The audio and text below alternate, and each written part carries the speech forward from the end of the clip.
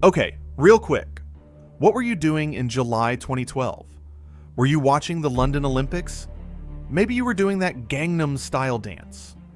Whatever you were doing, life was simple. But you know what most people were really obsessed with that year? The Mayan calendar.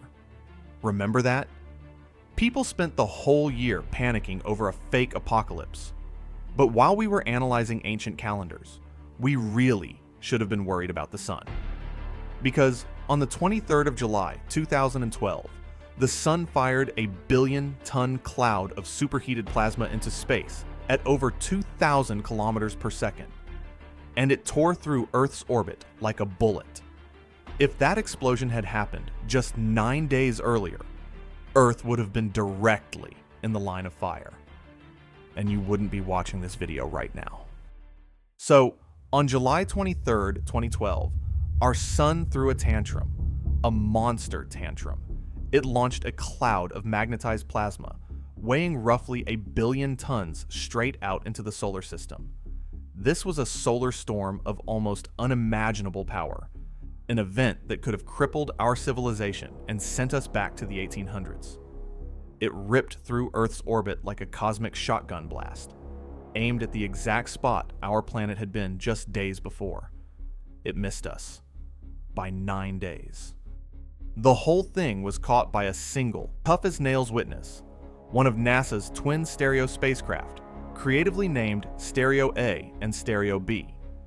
They were launched in 2006 to orbit the sun, one ahead of Earth and one behind, giving us the first ever 360-degree view of our star. And on July 23, 2012, Stereo A was in the wrong place at exactly the right time. It was directly in the line of fire. Stereo A survived because it was floating in deep space, away from Earth's magnetosphere. But satellites orbiting Earth, wrapped in our magnetic field, they'd have been cooked. The spacecraft's instruments clocked this monster coronal mass ejection, or CME. It was blazing through space at over 2,000 kilometers per second, making it one of the fastest ever seen. What made this storm so dangerous was that it was a double whammy. A smaller CME had erupted from the same spot just a few days earlier, clearing out all the dust and solar particles in the way. Think of it like a snowplow clearing a highway for a race car. With a clear path, this second, much bigger storm could travel without slowing down, maintaining its terrifying speed.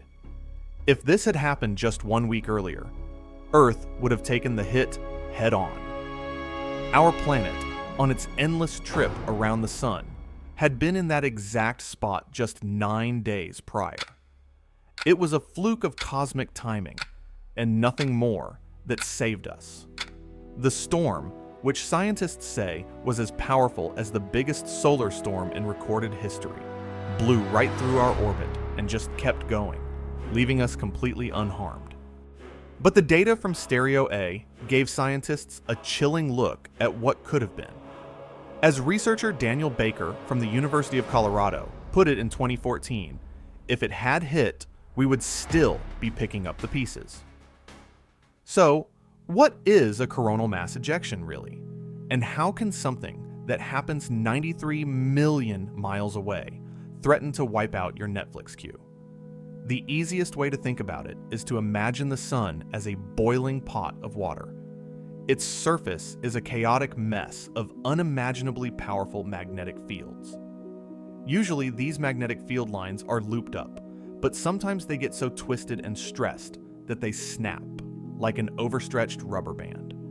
When that happens, a colossal bubble of solar material, plasma, and magnetic fields gets launched into space. That bubble is a CME. These aren't exactly rare. The sun burps out CMEs all the time. Most are small and harmless, or they're pointed away from us. But every now and then, the sun cooks up a monster. And if that monster is aimed at Earth, it's a global threat. To understand why, we need to look back in time. Way before the internet, power grids, or satellites, Earth was hit by the benchmark of solar superstorms, the Carrington Event of 1859. On September 1st, 1859, an astronomer named Richard Carrington saw an intense flash of white light from a cluster of sunspots. The first time anyone had ever seen a solar flare.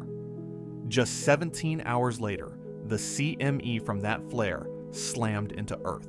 The planet's magnetic field was completely overwhelmed. Auroras were seen all over the world, so bright that people could supposedly read newspapers at night by their glow. Telegraph lines across Europe and North America shorted out. Operators reported getting zapped with electric shocks. Sparks flew from the equipment, and some telegraph offices even caught fire. But that was a world powered by steam and gas lamps, not data centers and satellites. The 2012 storm that missed us? It was at least as strong as the Carrington Event. And our world is built on a foundation of electricity and data. If that 2012 solar storm had hit us, we wouldn't be talking about a few fried telegraphs. We'd be talking about a cascading, global disaster. The first wave of radiation would have instantly caused widespread radio blackouts and GPS navigation errors. The second wave, a flood of high-energy particles, would have slammed into our satellites, frying their electronics. Our modern satellite-dependent internet would take an immediate and catastrophic hit. But the third wave, the CME itself, would be the knockout punch. The impact would create immensely powerful electrical currents on the ground. Now, our power grid is built to handle a steady, controlled flow of electricity. But a CME hitting the Earth is like trying to pour a massive waterfall into a tiny teacup. The wires don't just spark, they melt under the pressure. And the internet? The internet isn't a cloud. It's a physical thing. It's made up of millions of miles of undersea fiber optic cables, powered by vulnerable repeaters, and continent-spanning networks of data centers that store our digital lives. Those data centers, the places that physically house YouTube, your email, and the cloud, require colossal, uninterrupted power. Without power, they go dark. Their data could be corrupted or lost. The backbone of the internet would snap. It's in these massive, power-hungry facilities that the AI models of today are trained and run. A direct hit in 2012 would have not only crippled the internet of the time, but also prevented the AI revolution we're living through from ever getting off the ground. Let's think about what our world today would look like if the 2012 storm had hit. We wouldn't just be recovering from a blackout. We'd be living in a permanently altered, digitally crippled reality. The recovery time from such a disaster is estimated to be 4 to 10 years. No electricity means refrigeration stops, and food supplies spoil. Hospitals run out of fuel for their generators. But the true, terrifying legacy would be the death of our connected world. No internet, no cell phones. The global financial system would freeze. Had the storm hit in 2012, the creator economy we know would never have existed.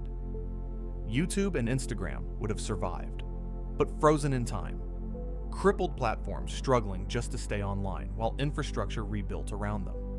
The massive data centers needed for 4K streaming, live video, and algorithmic recommendations? Gone. TikTok, which launched in 2016, would likely never have existed at all. By 2026, where we are now, we'd probably have basic internet back. But here's the thing. When you're rebuilding civilization from the ground up, governments prioritize essentials first. Banking systems, emergency services, military communications, power grid coordination, and medical networks. Entertainment platforms, video streaming, social media. Those are luxuries that get pushed to the bottom of the list. Even if some version of YouTube or Instagram managed to limp back online, they'd be expensive, unstable, and accessible only to those who could afford it. Forget about uploading your own videos. Forget about infinite scrolling. Forget about going viral. No Mr. Beast. No Instagram Reels. No billion-view TikToks. The entire influencer economy, the one that's made thousands of people millionaires, would simply not exist. just a fragile, rebuilding digital world still picking up the pieces. More profoundly, the AI revolution of the 2020s would be a distant sci-fi fantasy. The very data centers and processing power needed to train and run today's AI would have been destroyed.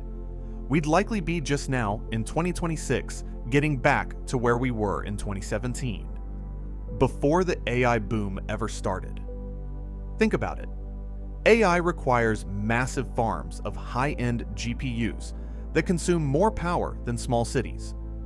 In a world where we're still trying to get the lights back on in hospitals and keep food from rotting in the heat, nobody is building a ChatGPT. The AI revolution would have been traded for a desperate struggle just to keep the heaters running. Our world today would feel like a technological echo of decades past, still picking up the pieces of a digital civilization that was erased before it ever fully bloomed. It sounds like a horror movie, and for a long time it was. We were just sitting ducks. But lately, humanity has started to build shields. We aren't totally helpless anymore. Space weather prediction is a growing field, and agencies like NOAA have their eyes on the sun 24/7. Satellites like the Discover Observatory act as a cosmic tripwire, giving us anywhere from 30 minutes to a few hours notice before a CME hits. That's not enough time to stop the storm, but it's enough time to brace for impact. Power grid operators can take steps to protect their systems, like rerouting power or shutting down parts of the grid to save transformers. Satellite operators can put their machines into safe mode. And data center managers could attempt graceful shutdowns to protect critical information. Beyond warnings, there's a push to make our infrastructure tougher. In May of 2024, the US government ran its first ever drill to simulate a response to a major space weather event. The exercise revealed serious gaps in preparedness and coordination, stressing a critical need for better forecasting and a more unified plan to protect our digital civilization. The storm of July 2012 was a profound reminder of our place in the universe. We live on this tiny, fragile island of technology in a cosmos that is often violent and unpredictable. We got lucky that day. A simple 9-day gap in our planet's orbit was the only thing that stood between our hyper-connected world and a multi-year blackout with unimaginable consequences. So while we were doing the Gangnam-style dance in 2012, the sun nearly deleted the digital future. We got lucky, but we can't count on being lucky forever. The same sun that gives us life holds the power to take away the world we've built.